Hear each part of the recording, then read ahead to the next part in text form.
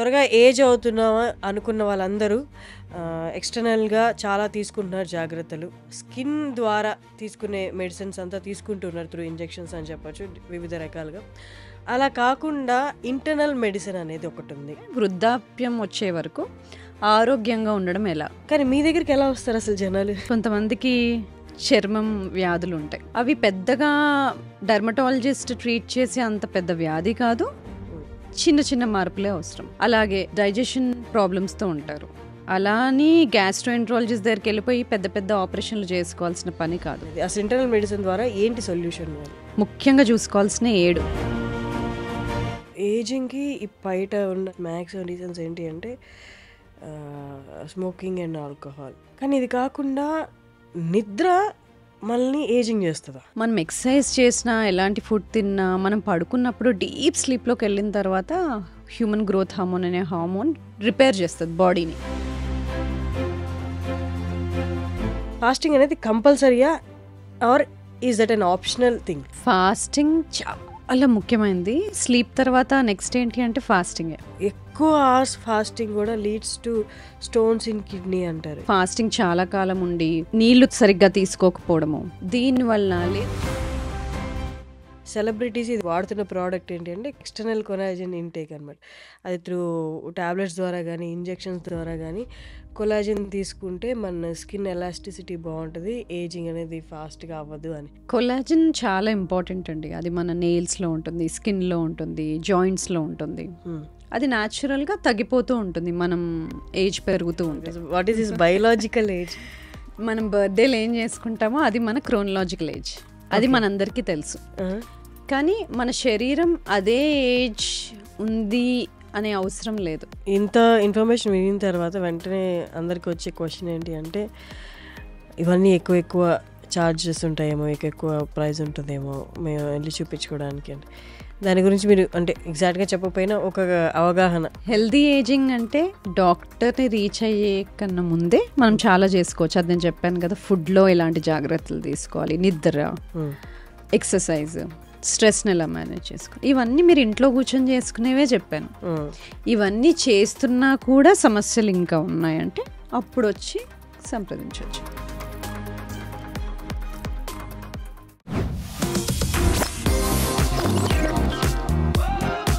Hello guys, welcome to iDream media, welcome to talk show with Harshini.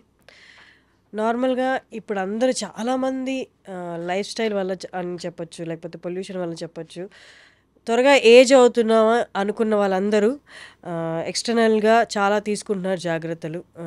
Dermatologist దగ్గరికి వెళ్తున్నారు, skin ద్వారా తీసుకునే మెడిసిన్స్ అంతా తీసుకుంటున్నారు త్రూ ఇంజెక్షన్స్ అని చెప్పొచ్చు వివిధ రకాలుగా. అలా కాకుండా ఇంటర్నల్ మెడిసిన్ అనేది ఒకటి ఉంది. సో మనం ఇవేమీ కాకుండా త్రూ మన బాడీలో చేంజెస్ చేసుకుంటూ, డైట్లో చేంజ్ చేసుకుంటూ, లైఫ్ స్టైల్ చేంజ్ చేసుకుంటూ మనం ఏజింగ్ అనేది కొంతవరకు స్టాప్ చేయొచ్చు అన్నది ఇవాళ నాతో ఉన్న సమతా గారు, డాక్టర్ సమతా గారు, internal medicine MD in internal medicine and longevity expert అంటున్నారు. అంటే నాకు తెలిసిన నాలెడ్జ్ నేను కొంతవరకు చెప్పాను. పూర్తి డీటెయిల్స్ సమతా గారిని అడిగి తెలుసుకుందాం. నమస్తే. నమస్తే అండి, ఎలా ఉన్నారు? గుడ్. సో నాకు అర్థమైన నాలెడ్జ్తో కొంచెం చెప్పగడానికి ట్రై చేశాను, but you are the right person to speak more. అంటే ఇప్పుడు నేను ఇప్పటి నుంచి తక్కువ మాట్లాడతాను, మీరే ఎక్కువ చెప్పాలి. What is this internal medicine? ఇప్పుడు దాకా మాకు తెలిసింది అంటే ఎక్కువ అవేర్నెస్ ఉన్నది ఏంటి అంటే యూనో విత్ ఇంజెక్షన్స్, పిఆర్పి, వీటన్నిటి ద్వారా మనం ఏజింగ్ అనేది కొంతవరకు స్టాప్ చేయొచ్చు. ఇన్ఫ్యాక్ట్ కరెక్ట్ వర్డ్ చెప్పాలంటే యాంటీ ఏజింగ్ అని వాడుతున్నారు. What is this internal medicine all about? Internal anti ageing అంటున్నాం కదా. సో బేసికలీ ఏంటి అంటే మనకి రెండే తెలుసు. ఒకటి జబ్బు వస్తే డాక్టర్ దగ్గరికి వెళ్ళడము, హాస్పిటల్కి వెళ్ళడము, లేకపోతే జబ్బు లేకపోతే ఇంట్లో ఉండడం, మన పనులు మనం చేసుకోవడం, రెండే తెలుసు.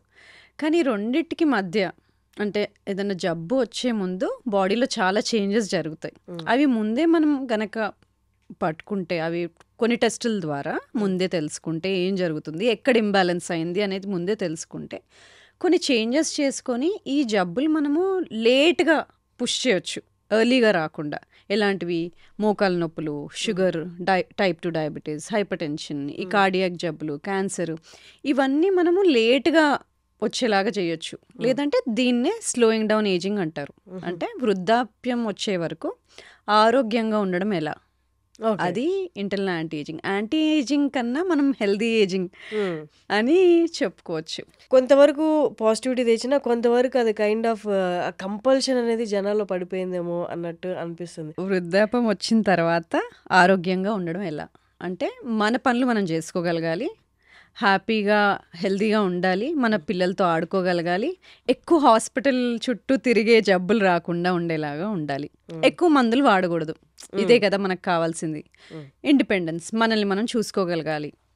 తొందరగా ఏమైనా జారి పడ్డప్పుడు ఎముకలు అవి విరగకుండా స్ట్రాంగ్గా ఉండాలి. ఇది మనకు కావాల్సింది హెల్తీ ఏజింగ్లో. అది కాకుండా ఈ జబ్బులు అనేవి ఒక్కసారి వచ్చాయంటే, ఇవి డయాబెటీస్ కానీ, హైపర్ టెన్షన్ కానీ, హార్ట్ డిసీజ్ కానీ మనకు తెలుసు. అవి మనకి లైఫ్ లాంగ్ ఉంటాయి. అంటే లైఫ్ లాంగ్ మనం మందులు వాడుతూ కంట్రోల్లో పెట్టుకోవాలి. మరి అవి రాకుండా ఉంటే ఇంకా బెటర్ కదా. అవి రాకుండా ఎక్కువ కాలం ఆరోగ్యంగా ఉండడం ఎలా? ఇది మనము హెల్తీ ఏజింగ్ ద్వారా ఇవాళ సాధ్యం. దీన్నే మనము స్లో డౌన్ ఏజింగ్ అనొచ్చు, రివర్స్ ఏజింగ్ అంటారు, యాంటీ ఏజింగ్ అని. ఏ పదాలు వాడినా మనము జబ్బులు తొందరగా రాకుండా మనం ఓల్డ్ ఏజ్లోకి హెల్తీగా, ఆరోగ్యంగా వెళ్ళాలి. కానీ మీరు అన్నట్టు ఇప్పుడు నాకు ఏదైనా హెల్త్ ప్రాబ్లం వచ్చింది, డాక్టర్ దగ్గరికి వెళ్తాను. లేకపోతే నాకు ఏజింగ్ సిమ్టమ్స్ కనిపిస్తే నేను డాక్టర్ దగ్గరికి వెళ్తాను. కానీ మీ దగ్గరికి ఎలా వస్తారు అసలు జనాలు? ఎలా రావాలి? ఎందుకోసం రావాలి? ఎలా రావాలి, ఎందుకు రావాలి? ఇప్పుడు కొంతమందికి చర్మం వ్యాధులు ఉంటాయి. అవి పెద్దగా డెర్మటాలజిస్ట్ ట్రీట్ చేసే అంత పెద్ద వ్యాధి కాదు. చిన్న చిన్న మార్పులే అవసరం. అలాగే గట్ ఇష్యూస్, డైజెషన్ ప్రాబ్లమ్స్తో ఉంటారు. అలా అని గ్యాస్ట్రోఎంట్రాలజిస్ట్ దగ్గరికి వెళ్ళిపోయి పెద్ద పెద్ద ఆపరేషన్లు చేసుకోవాల్సిన పని కాదు. అంటే తేపులు రావడం కానీ, తిన్నది సరిగ్గా అరగకపోవడం కానీ, పొట్ట ఉబ్బరంగా అనిపించడం కానీ, ఇలాంటివి. లేదు, 40లోకి వెళ్ళాము, 30లో 20లో ఉన్నట్టుగా ఎనర్జీ లేదు, తొందరగా అలసిపోతున్నాం, మధ్యాహ్నం అయ్యేసరికి నిద్ర వస్తుంది, ఎనర్జీ ఉండట్లేదు, పిల్లలతో ఆడుకోలేకపోతున్నాను, లేదు నడుం భాగం పెరిగిపోయింది, ముందులాగా లేను, ఇలాంటి చిన్న చిన్న మార్పులు. అలాగే బ్లడ్ టెస్ట్లలో ఇప్పుడిప్పుడే కొలెస్ట్రాల్ మెల్లగా పెరగడం చూస్తున్నాము. ఈ మధ్య బ్లడ్ ప్రెషర్ ఇంత ఎక్కువ ఉండేది కాదు, తక్కువ ఉండేది. అలాగని హైపర్ టెన్షన్కి ట్రీట్మెంట్ తీసుకునే అంత ఎక్కువ కాదు. ఇప్పుడు మనము 130 పైన, కిందది 90 పైన ఉన్నప్పుడు హైపర్ టెన్షన్ అని మందులు పెడతాం. అంటే ఒక్కసారి బ్లడ్ ప్రెషర్ చెక్ చేసి పెట్టము, తరచుగా ఎక్కువగా ఉంటే అప్పుడు హైపర్ టెన్షన్ అని మందులు పెడతాం. కానీ అంతకు ముందు ఇంకా ఎంత తక్కువ పెట్టుకుంటే బెటర్. అసలు చెప్పాలంటే పైది 125, కిందది బ్లడ్ ప్రెషర్ 75, అంతలోపు మెయింటైన్ చేస్తే మనం బాగా హెల్తీగా ఉన్నట్టు. సో ఇలాంటి చిన్న చిన్న మార్పులు వచ్చినప్పుడే వాటికి మనం సరైన జాగ్రత్తలు తీసుకుంటే డయాబెటీస్, హైపర్ టెన్షన్ అటు వెళ్లకుండా ఉంటాం. స్టార్టింగ్ సిమ్టమ్స్ అని చెప్పొచ్చా? అవునండి. సో ఇక్కడే మనం కేర్ తీసుకుంటే త్రూ మీరు చెప్తున్న ఇంటర్నల్ మెడిసిన్ ద్వారా సో మనం అవాయిడ్ చేయొచ్చు లేటర్ ఆన్ స్టేజెస్లో. అంటే ఇప్పుడు ఓకే, ఇవి నాకు ఈ సిమ్టమ్స్ ఉన్నాయి, మీరు చెప్పిన సిమ్టమ్స్ ఉన్నాయి, గట్ స్లైట్లీ డిస్టర్బెన్సెస్ ఉంది, కొలెస్ట్రాల్ లెవెల్ కూడా ఇప్పుడిప్పుడే పెరుగుతుంది. సో మీ దగ్గరికి వస్తే ఏంటి అసలు ఏం చెప్తారు, ఏం చేస్తారు అనేది, అసలు ఇంటర్నల్ మెడిసిన్ ద్వారా ఏంటి సొల్యూషన్ వాళ్ళు? సో మనము ముఖ్యంగా చూసుకోవాల్సిన 7 న్యూట్రిషన్ ఎలా ఉంది, ఆహార పద్ధతి ఎలా ఉంది, పొద్దునుండి రాత్రి వరకు అసలు ఏం తింటున్నాం, ఫాస్టింగ్ చేస్తామా, ఉపవాసం ఉంటామా, ఉంటే ఎన్ని గంటలు ఉంటాము, ఫుడ్ తింటే ఎక్కడ తింటాం, బయట తింటామా, రెస్టారెంట్లో తింటామా, ప్యాకేజ్ ఫుడ్ తింటామా, ప్లాస్టిక్ డబ్బాల్లో తింటామా, ఫ్రై చేసుకొని తింటామా, బాయిల్ చేసుకొని తింటామా, ఎలా తింటాం, ఎలాంటి ఆయిల్ వాడతాము, మేకప్లో అవి వేసుకుంటామా, ఒంటిపైన ఎంత టాక్సిన్స్ ఉన్నాయి, ఎలాంటి వాటర్ ఫిల్టర్డ్ వాటర్ వాడతామా, ఎలాంటి వాటర్ వాడతాము, ఈ ప్లాస్టిక్ డబ్బాల్లో వాటర్ వాడతామా, అది స్లీప్ ఎలా ఉంది, ఎన్ని గంటలు పడుకుంటాం, పడుకుంటే డీప్ స్లీప్లోకి వెళ్తామా, మధ్యలో లేస్తామా, స్నోరింగ్ చేస్తామా, ఊపిరి ఆగిపోతుందా మధ్యలో, యాప్నియా ఉంటుందా, హార్మోన్స్ ఎలా ఉన్నాయి, బ్యాలెన్స్లో ఉన్నాయా లేదా, బాడీలో ఏదైనా ఇన్ఫ్లమేషన్ ఉందా, బాడీ స్ట్రెస్, ఇన్ఫ్లమేషన్ అంటే బాడీ స్ట్రెస్ఫుల్గా ఉందా, ఫైటింగ్ స్టేజ్లో ఉందా, దానికి టెస్ట్లు ఉంటాయి చెప్తాను. సో ఇంకా అలాగే మైండ్ అసలు రెస్ట్ఫుల్గా ఉందా, mental health issues, emotional disturbances ఏమైనా ఉన్నాయా, ఇవన్నీ చూస్తామన్నమాట. అలాగే న్యూట్రిషన్ కరెక్ట్గా ఉందా, విటమిన్స్ ఏమైనా డెఫిషియెంట్గా ఉన్నాయా, ఇవన్నీ చూస్తాము. సో ఏ ప్రాబ్లంతో వచ్చినా ఫుడ్ ఎలా ఉంది, వాటర్ ఎలా ఉంది, టాక్సిన్స్ ఏమైనా వెళ్తున్నాయా, హార్మోనల్ బ్యాలెన్స్ ఉందా, ఎమోషనల్ హెల్త్ బాగుందా, ఎక్సర్సైజ్ ఉందా, హైడ్రేషన్ ఉందా, స్ట్రెస్ని రిలీవ్ చేసుకోవడానికి ఏం పద్ధతులు వాడుతున్నారు, బ్రీదింగ్ అలాంటివి, ఇలాంటివన్నీ చూస్తాం అన్నమాట. సో ఎక్కడెక్కడ ఇంబ్యాలెన్స్ ఉందో, ఎక్కడైతే మిస్టేక్స్ చేస్తున్నామో అక్కడ వాటిని కరెక్ట్ చేస్తూ వెళ్ళడం. ఓకే. సో అంటే ఇప్పుడు మీరు అన్నట్టు ఏజింగ్కి ఇప్పుడున్న బయట ఉన్న రీజన్స్, మ్యాక్సిమం రీజన్స్ ఏంటి అంటే smoking and alcohol and pollution. కానీ ఇది కాకుండా నిద్ర మనల్ని ఏజింగ్ చేస్తుందా? అవును, సరిగ్గా నిద్ర. అసలు నిద్రలో చాలా బ్రహ్మాండమైన బెనిఫిట్స్ ఉంటాయి. మనం పడుకున్నప్పుడు చాలా జరుగుతాయి. యాక్చువల్లీ మనం లేచిన దానికన్నా పడుకున్నప్పుడే బెనిఫిట్స్ ఎక్కువ ఉంటాయి. మనం ఎక్సర్సైజ్ చేసినా, ఎలాంటి ఫుడ్ తిన్నా, మనం పడుకున్నప్పుడు డీప్ స్లీప్లోకి వెళ్ళిన తర్వాత హ్యూమన్ గ్రోత్ హార్మోన్ అనే హార్మోన్ రిపేర్ చేస్తుంది బాడీని. ఏవైతే టాక్సిన్స్ ఉన్నాయో ఎలిమినేట్ చేయడము, మసిల్స్ రిపేర్ చేయడము, మజిల్ బిల్డ్ చేయడము, గ్రోత్ చిన్నపిల్లలు, ఇవన్నీ పడుకున్నప్పుడే జరుగుతాయి. అది కాకుండా మనకి బాడీలో క్లీనప్ ప్రాసెస్కి లింఫాటిక్ సిస్టమ్ ఎలా ఉంటుందో బ్రెయిన్లో లింఫాటిక్ సిస్టమ్ అని ఉంటుంది. అంటే టాక్సిన్స్ క్లియర్ అప్ సిస్టమ్, అది కూడా పడుకున్నప్పుడు డీప్ స్లీప్లో నిద్రలోనే జరుగుతుంది. సో ఇలాంటి రిపేర్, రికవరీ పడుకున్నప్పుడు జరుగుతాయి కాబట్టి హార్మోనల్ బ్యాలెన్స్ కూడా మెయింటైన్ అవుతుంది. మనకి సర్కేడియన్ రిథమ్ అనేది ఒకటి ఉంటుంది. అంటే సూర్యోదయం అయినప్పుడు లేవడము, అస్తమించినప్పుడు పడుకోవడం, ఇలాంటిది మనము అసలు హ్యూమన్ బాడీ అలా ఉండేది.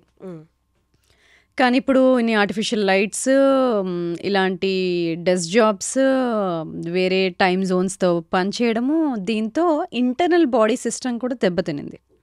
పడుకోవాల్సిన టైంకి పడుకోకపోవడము, లైట్ వల్ల పడుకోలేకపోవడము, ఇలాంటివన్నీ.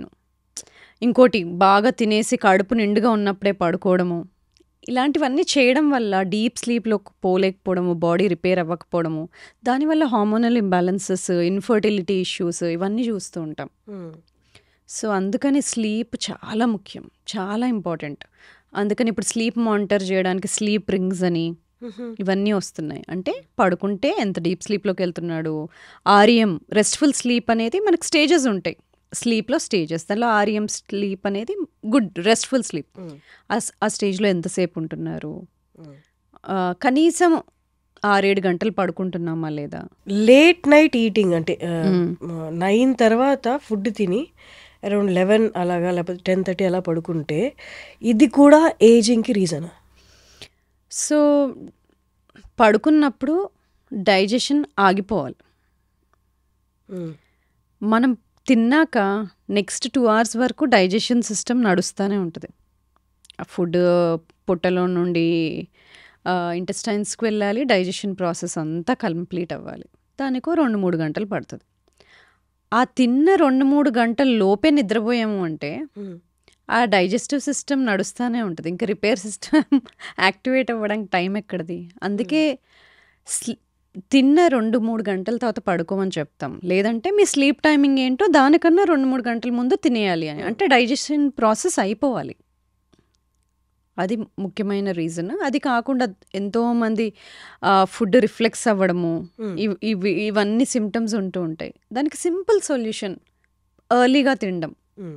అది కాకుండా అప్పటికి డైజెషన్ అయిపోయి ఉండాలి, స్టమక్ ఎంప్టీగా ఉండాలి.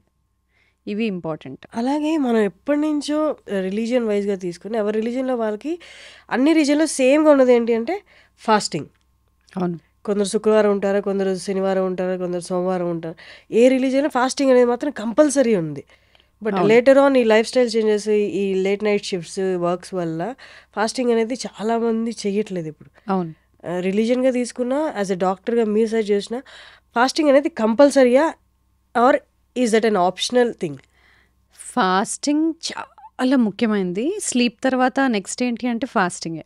కానీ ఫాస్టింగ్ ఎవరు చేస్తున్నారు? ఆడవాళ్ళ, మగవాళ్ళ, జబ్బున్న వాళ్ళు చేస్తున్నారా, వాళ్ళు ట్యాబ్లెట్స్ వేసుకుంటున్నారా? ఈ సినారియోస్ని బట్టి ఒకవేళ ట్యాబ్లెట్స్ వేసుకుంటున్నారు షుగర్కి, బీపీకి అంటే డాక్టర్స్తో కొలాబరేట్ అయ్యి వాళ్ళ సహాయంతో ఫాస్టింగ్ చేసుకోవాలి. కానీ అదర్వైజ్ మీకు ఇవన్నీ జబ్బులు లేవు, ఫాస్టింగ్ చాలా ముఖ్యమైనది. ఎందుకంటే ఫాస్టింగ్ ద్వారా కొన్ని బాడీలో సర్ట్యూన్స్ అంటాం. అవి ఎంజైమ్స్ మనల్ని చాలా కాలం బతికేలాగా చేస్తాయి. లాంజివిటీ జీన్స్ అంటాం. వాటిని యాక్టివేట్ చేయడానికి ముఖ్యమైనది ఫాస్టింగే. సెకండ్ది క్యాలరీ రెస్ట్రిక్షన్, అంటే మనకి ఎంత అవసరమో దానికన్నా కొంచెం తక్కువ తినడం. దాని డైటింగ్ అని రకరకాల పదాలు వాడతారు, కానీ సింపుల్గా చెప్పాలంటే క్యాలరీ రెస్ట్రిక్షన్ అంటే ఓవర్ ఈట్ చేయకూడదు. అవసరానికి మించి తినకుండా ఉన్నప్పుడు, ఇంకా ఫాస్టింగ్ చేసినప్పుడు, ఇంకా ఎక్సర్సైజ్ కరెక్ట్గా చేసినప్పుడు మనం చాలా కాలం బతికే జీన్స్ యాక్టివేట్ అవుతాయి, లాంజివిటీ జీన్స్. అది కాకుండా బాడీకి ఒక రిపేర్ ప్రాసెస్ ఉంటుంది. ఎప్పుడైనా సిస్టమ్ రాంగ్ వెళ్ళిందనుకోండి, మ్యానుఫ్యాక్చరింగ్ యూనిట్ ఉంది, ఏవైనా మెషిన్స్ తయారవుతున్నాయి, సరిగ్గా మెషిన్ కోడ్ అయినట్టు తయారవ్వకపోతే అది క్లియరప్ చేసేస్తుంది. సేమ్ బాడీలో క్లియరప్ ప్రాసెస్ని ఆటోఫేజీ అంటాం. సరిగ్గా సెల్స్ క్లీనప్ ప్రాసెస్ అవ్వకపోతే అది అవసరం లేని టాక్సిన్స్ని రిలీజ్ చేస్తుంది. అది మంచిది కాదు. సో ఆ క్లీనప్ ప్రాసెస్ ఆటోఫేజీని స్టిమ్యులేట్ చేయడానికి కావాల్సింది ఫాస్టింగ్. సింపుల్. సో ఆ ఫాస్టింగ్ ఎంతో 2-3 రోజులు అవ్వాల్సిన అవసరం లేదు. సింపుల్ చిన్న ఫాస్టింగ్ 12 hours, 12 గంటలు. అంటే రాత్రి 7ంటికి తినడం ఆపేసామంటే పొద్దున 7ంటికి తింటే 12 గంటలు ఫాస్టింగ్ ఉన్నట్టే. ఒకవేళ 12 గంటలు ఆల్రెడీ అలవాటు ఉన్న వాళ్ళు 13 గంటలు, 14 గంటలు అలా పెంచుకుంటూ వెళ్ళొచ్చు. కానీ ఆడవాళ్ళకి మగవాళ్ళకి కొంచెం డిఫరెన్స్ ఉంటుంది.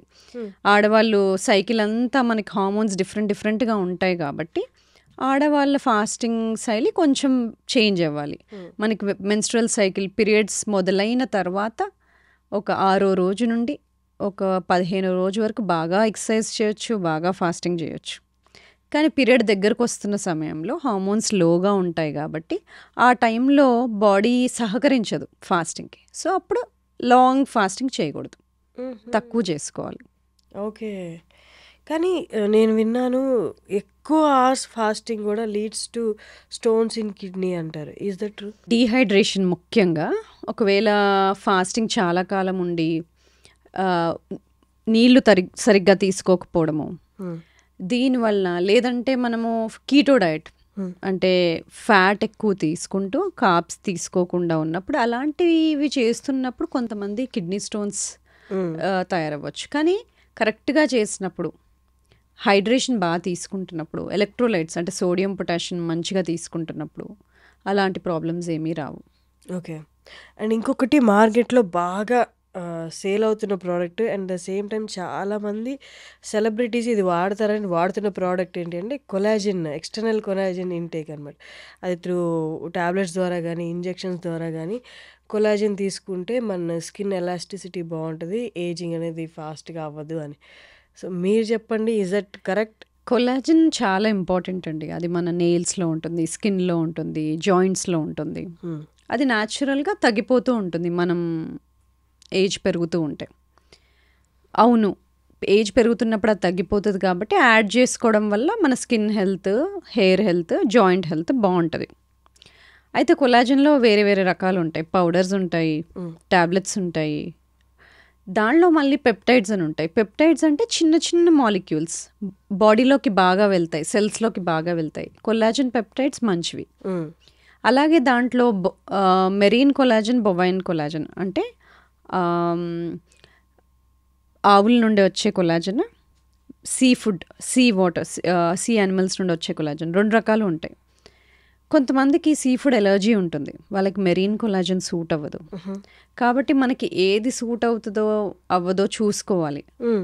ఒకరు అది వాడుతున్నారు కదా అని సేమ్ కాపీలాగా వాడకుండా డాక్టర్ దగ్గరికి వెళ్ళి మనకి ఏది సూట్ అవుతుందో కనుక్కొని, మనకి ఎలర్జీస్ ఏమున్నాయి ఏంటి తెలుసుకొని తీసుకోవాలి.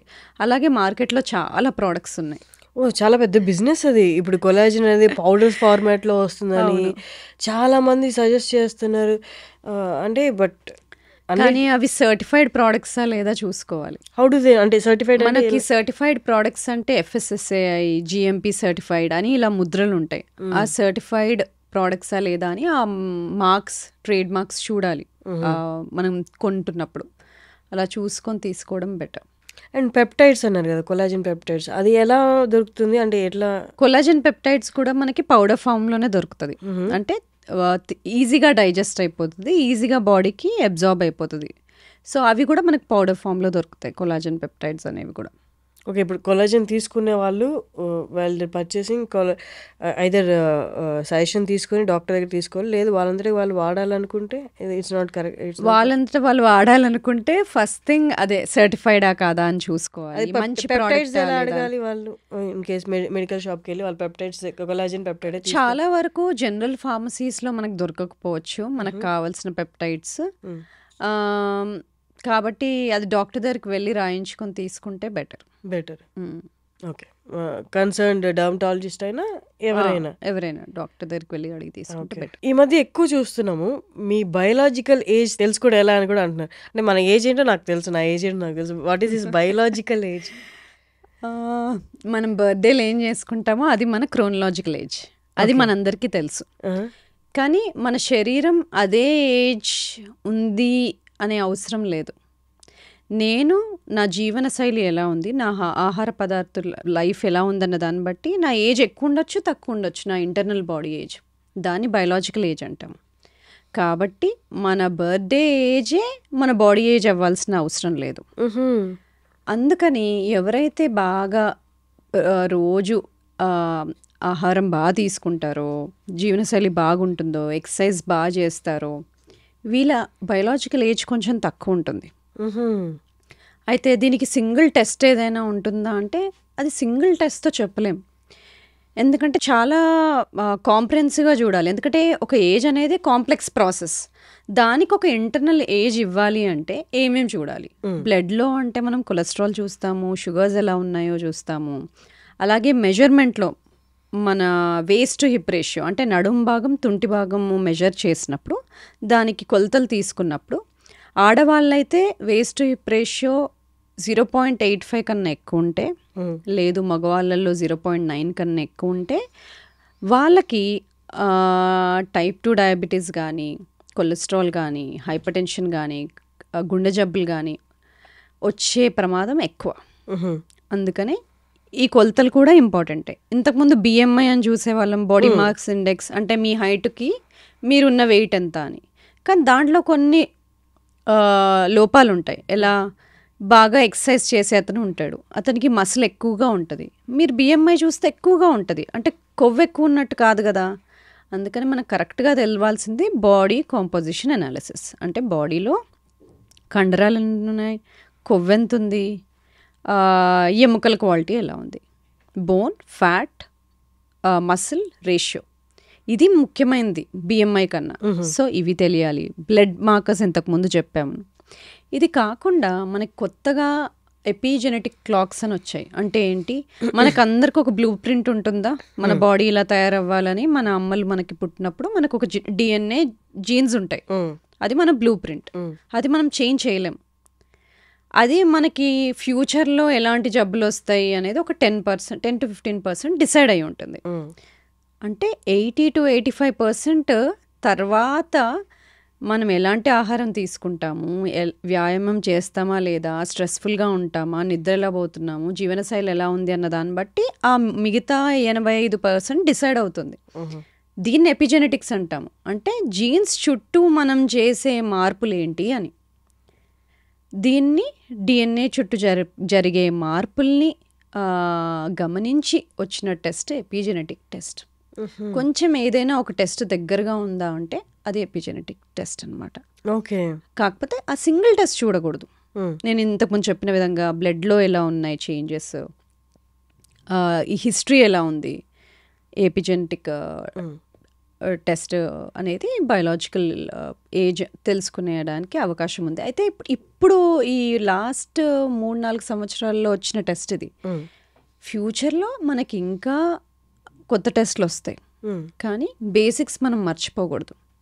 బేసిక్స్ ఏంటి? నడుం భాగం తుంటి భాగం రేషియో అని చెప్పాను, మన మసిల్, బోన్, ఫ్యాట్ రేషియో అని చెప్తున్నాము, అంటే బాడీ ఫ్యాట్ పర్సంటేజ్ ఎంత ఉంది, బ్లడ్లో ఈ లిపిడ్ ప్రొఫైల్స్ కానీ, బ్లడ్ షుగర్స్ కానీ, విటమిన్ ప్రొఫైల్స్ కానీ, హోమోసిస్టిన్, లైపోప్రోటీన్, ఇవన్నీ ఎలా ఉన్నాయి, ఇవన్నీ బేసిక్స్.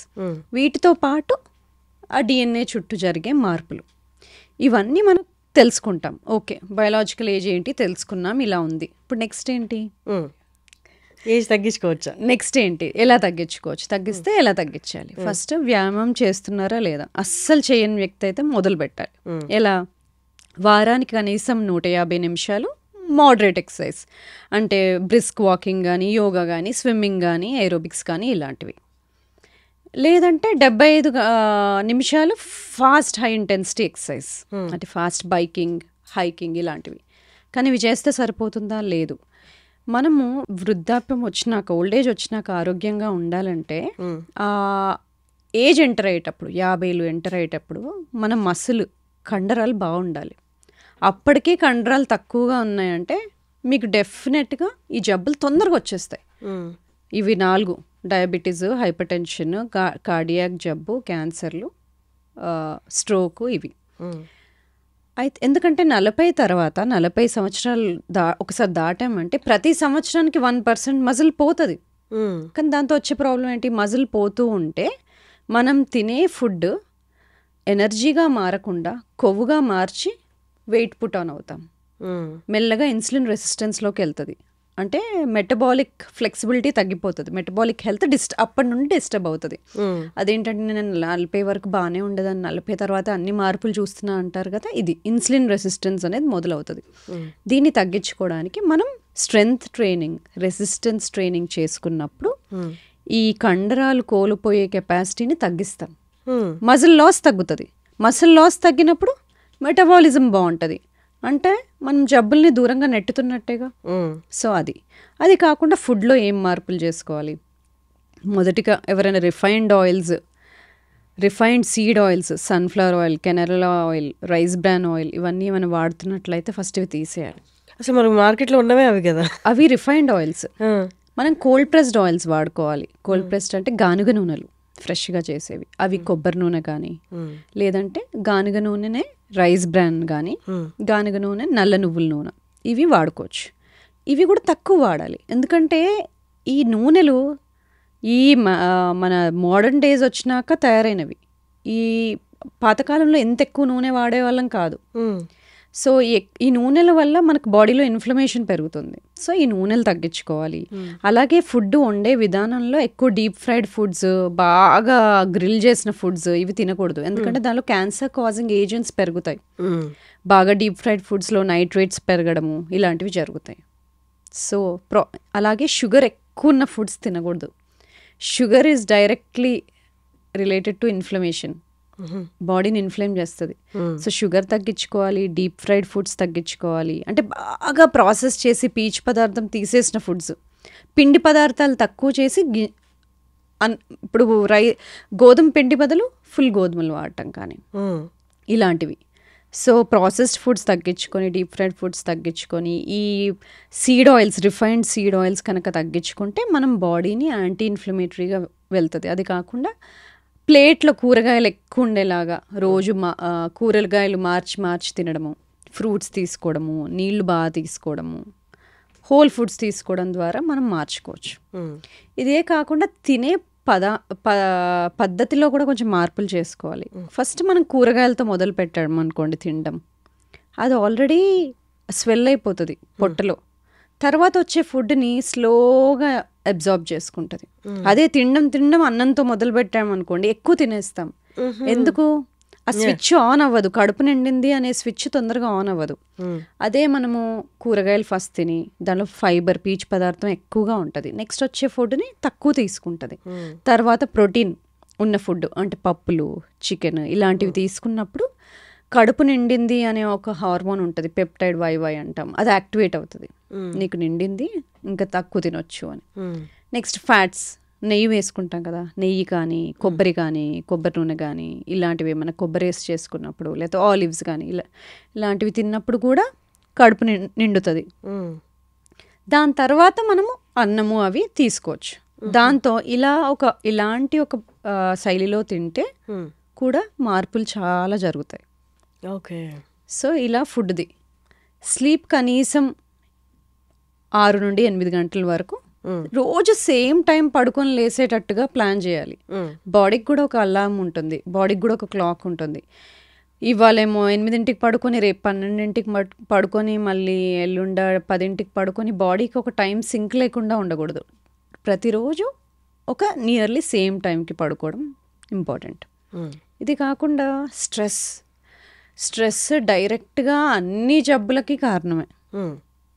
స్ట్రెస్ కొంచెం ఇంపార్టెంటే. ఇప్పుడు నేను పాడ్కాస్ట్ ఉంది, స్ట్రెస్ఫుల్గా ఉంటాను, దానివల్ల బాగా చేస్తాను, అది ఓకే.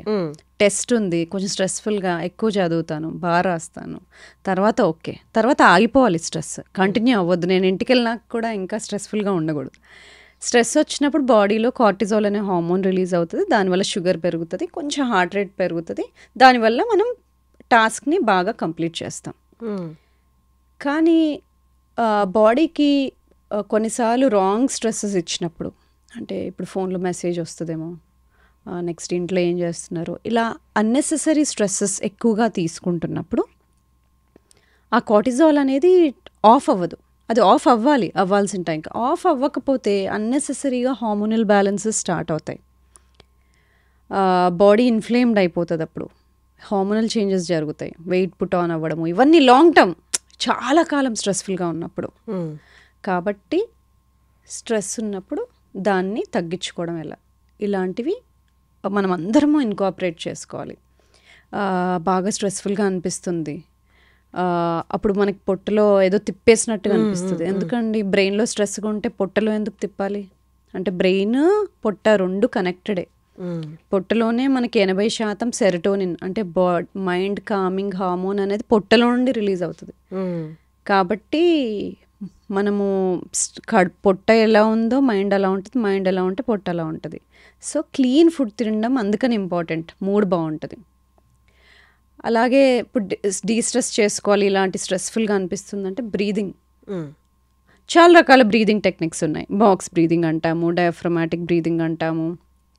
ఏదేమైనా మనం ఊపిరి పీల్చుకొని ఆపుకొని తర్వాత ఊపిరి వదిలినప్పుడు ఎక్స్ప్రెషన్ అంటాం. అది కొంచెం స్లోగా వదలాలి. అంటే ఎక్స్ప్రెషన్ ఇన్స్పిరేషన్ కన్నా పొడవుగా ఉన్నప్పుడు, ఎక్స్ప్రెషన్ ఎక్కువగా ఉన్నప్పుడు స్లోగా మనం బ్రీదింగ్ వల్ల బాడీకి కూల్ డౌన్ అవుతున్నాము అనే సిగ్నల్ పంపించడం. ఇలాంటి డీస్ట్రెస్ టెక్నిక్స్ మనము ఈ మోడర్న్ లైఫ్ స్టైల్స్లో చేసుకోవాల్సిందే ప్రతి ఒక్కళ్ళము. సో ఇలా స్ట్రెస్ మేనేజ్మెంట్, స్లీప్ని కరెక్ట్గా చేసుకోవడము, ఫుడ్ ఇలా తీసుకోవడము, వ్యాయామం చేసుకోవడము, మసిల్ కాపాడుకోవడము, మన కండరాలు కాపాడుకోవడం, ఇవన్నీ ఇంటర్నల్ యాంటీ ఏజింగ్లో చిట్కాలు. ఇప్పుడు మీరు చెప్పిన ఇంటర్నల్ ట్రీట్మెంట్ ఏదైతే ఉందో, ఇంటర్నల్ మెడిసిన్ ట్రీట్మెంట్ ఏదైతే ఉందో, మీరు చెప్పినట్టు అన్ని ఏజ్ వాళ్ళు 30 నుండి 60 వరకు 70 వాళ్ళు పాటించవచ్చా, లేకపోతే ఏజ్ వైజ్ డిఫరెన్సెస్ ఏమైనా ఉంటాయి? నేను ఇప్పుడు చెప్పినట్టు అందరూ పాటించవచ్చు, 30 నుండి 70 దాకా 80 దాకా. కానీ 40-50 దాటుతున్నప్పుడు మనం మసిల్ స్ట్రెంథనింగ్ ఎక్సర్సైజ్ ఎక్కువ చేయాలి. దానివల్ల మనం కండరాలు కోల్పోకుండా ఉంటాం. ఇంతకుముందు చెప్పినట్టు 40 తర్వాత మనం కండరాలు తగ్గిపోతాయని చెప్పాను కదా, దానివల్ల సమస్యలు వస్తాయి. కాబట్టి స్ట్రెంగ్త్ ట్రైనింగ్ అనేది, అంటే మన మసిల్స్ని కాపాడుకోవడానికి ఎక్సర్సైజ్లు మనం ఇంకొంచెం ఎక్కువ చేసుకోవాలి 50 దాటిన తర్వాత. ఇప్పుడు గట్ రిలేటెడ్, అంటే మన పొట్టకి మంచి బ్యాక్టీరియా కావాలంటే ప్రోబయోటిక్స్ తీసుకోవాలని చెప్పి మనకి మార్కెట్లో కూడా, ఈవెన్ సూపర్ మార్కెట్లో కూడా అవైలబుల్ ఉన్నాయి. ఇవి తీసుకుంటే మీకు ప్రోబయోటిక్స్ డెవలప్ అయ్యి గట్ హెల్త్ బాగుంటుంది అని. అవన్నీ డైరెక్ట్గా వెళ్ళిపోయి అవి వాడేయచ్చా? అంటే కన్సల్టేషన్ లేదా ఎవరినైనా డాక్టర్ని కన్సల్ట్ అవ్వకుండా తీసుకోవచ్చా? మీకు జబ్బులు ఏం లేవనుకోండి, డైజెషన్ బాగుంది, పొద్దున బాగా లేస్తున్నారు, బాగా నిద్రపోతున్నారు, ఎనర్జీ బాగుంది, మీ డే టు డే పనులు బాగా చేసుకుంటున్నారు అంటే ఏమీ అవసరం లేదు ప్రోబయోటిక్స్. లేదు కొంచెము ఏదైనా తింటే అరగకపోవడము, కొంచెం డైజెషన్ ఇష్యూస్ మొదలయ్యాయి అంటే ఓకే, ప్రోబయోటిక్స్ తీసుకోవచ్చు. కానీ తీసుకుంటున్నప్పుడు ఎలాంటివి తీసుకోవాలి? మార్కెట్లో ఇన్ని ఉన్నాయి కదా, ఏం తీసుకోవాలి అంటే లాక్టోబాసిలస్ అని ఉన్నవి కానీ, బైఫిడో బ్యాక్టీరియం అని ఉన్నాయి కానీ, ఈ 2 కలుపున్నవి కానీ ఇలాంటివి తీసుకోవచ్చు. లేదు మీకు స్పెసిఫిక్గా ప్రాబ్లమ్స్ ఉన్నాయి, పేగులకు సంబంధించిన ప్రాబ్లమ్స్, ఇన్ఫ్లమేటరీ బవల్ డిసీజ్, లేకపోతే ఇన్ఫ్లమేటరీ ఇరిటబుల్ బవల్ సిండ్రోమ్, ఇలాంటి స్పెసిఫిక్ ప్రాబ్లమ్స్ ఉన్నాయి అంటే అది డాక్టర్ని కన్సల్ట్ అయ్యి తీసుకోవాలి. లేదు స్కిన్ ప్రాబ్లమ్స్ ఉన్నాయి, స్కిన్ ర్యాషెస్ వస్తున్నాయి, ఎగ్జిమా వస్తుంది, ఎక్కువ తలనొప్పులు వస్తున్నాయి, కొన్నిసార్లు గట్ని కూడా కరెక్ట్ చేసుకోవాలి. గట్ కనుక బేసికలీ గట్లో అంటే చిన్న స్మాల్ ఇంటెస్టైన్లో మనకి బ్యాక్టీరియా, ఫంగై, వైరసెస్ అన్నీ ఉంటాయి, బ్యాలెన్స్డ్గా ఉంటాయి. మనం వాటికి హెల్ప్ చేయాలి, అవి మనకి హెల్ప్ చేస్తాయి. మనం తిన్న ఫుడ్లో నుండి కూడా కొన్ని అవి వైటమిన్స్ మనకి తీసిస్తాయి. సో అందుకని మనం హెల్తీగా పెట్టుకోవాలి. దానికి ఒక ఫౌండేషనల్ బ్యాక్టీరియా అని కొన్ని ఉంటాయి. అవి బ్యాలెన్స్డ్గా ఉండాలి. కానీ ఎప్పుడైతే ఆ బ్యాలెన్స్ కోల్పోతాయో కొన్ని అవసరం ఉన్న బ్యాక్టీరియా తక్కువ అవడం, అవసరం లేని బ్యాక్టీరియా ఎక్కువ పెరగడం వల్ల మనకు కొన్ని ప్రాబ్లమ్స్ రావచ్చు. అవి స్కిన్ ప్రాబ్లమ్స్ లాగా బయటపడవచ్చు, జాయింట్ ప్రాబ్లమ్స్ లాగా బయటపడవచ్చు, అలాగ వేరే వేరేగా బయటకు వస్తాయి. అలాంటప్పుడు ఇంబ్యాలెన్స్ ఉన్నట్టు. ఇంబ్యాలెన్స్ ఉన్నప్పుడు టెస్ట్ చేసుకోవడం ఎలా? మనకి గట్ మైక్రోబయోమ్ అనే టెస్ట్ ఉన్నాయి, వాటి ద్వారా మనం టెస్ట్ చేసుకొని చూసుకుంటాం. గట్ మైక్రోబయోమ్ అనే టెస్ట్ ద్వారా గట్ మైక్రోబయోమ్ ఆ టెస్ట్ ద్వారా మనకు అసలు ఏం బ్యాక్టీరియా గ్రో అవుతున్నాయి, ఉండాల్సినవి ఉన్నాయా, అవసరం లేనివి ఎక్కువ పెరుగుతున్నాయా, ఏమైనా అవసరం లేని పదార్థాలు రిలీజ్ అవుతున్నాయా, ఇలాంటివన్నీ చూసుకుంటాం అన్నమాట. ఎందుకంటే ఇలాంటి బ్యాలెన్స్ లేనప్పుడు ఎక్సర్సైజ్ కెపాసిటీ తగ్గిపోవచ్చు, మైగ్రేన్స్ రావచ్చు, ఇంతకుముందు నేను చెప్పిన విధంగా ఐబిఎస్, ఐబిడి రావచ్చు, హార్ట్ డిసీజ్కి రిస్క్ పెరగవచ్చు, హైపర్ టెన్షన్కి రిస్క్ పెరగవచ్చు. సో గట్ అనేది ఇన్నిటికీ కనెక్ట్ అయి ఉంది.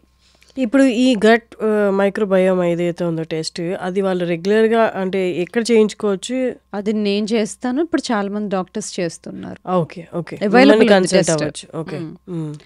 సో అలా ఏంటి ప్రాబ్లం చూసుకుని దానికి తగ్గట్టుగా ట్రీట్మెంట్ తీసుకోవాలి. కానీ ఏ ట్రీట్మెంట్ తీసుకున్నా దాంట్లో నేను చెప్పినట్టుగా ఫ్రైడ్ ఫుడ్స్, బాగా ప్రాసెస్ చేసిన ఫుడ్స్, షుగర్ ఇలాంటివి తగ్గించుకోవాలి.